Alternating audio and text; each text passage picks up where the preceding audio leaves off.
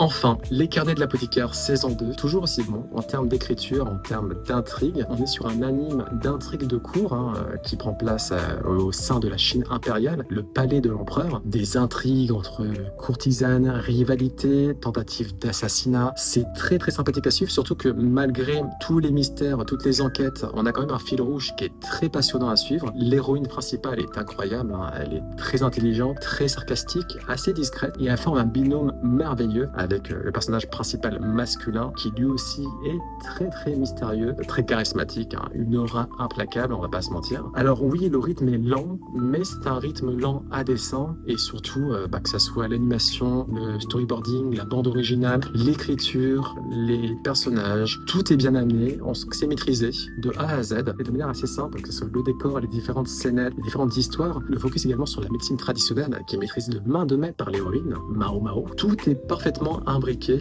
et je comprends amplement pourquoi cet anime fait autant sensation. Même moi qui suis de base très shonen, on va pas se mentir, eh bien un manga beaucoup plus tranquille et beaucoup plus sérieux, beaucoup plus adulte entre guillemets, tel que Les Carnets de l'apothicaire, eh bien j'adore tout simplement. Cette saison 2 était parfaitement réussie avec une intrigue, une trame principale qui prend de plus en plus d'ampleur, notamment autour du personnage principal masculin et ses origines que l'on a compris par l'héroïne manifestement. Puis tous ces moments slice of life sont tellement réussis. Il me tarde de voir la saison 3.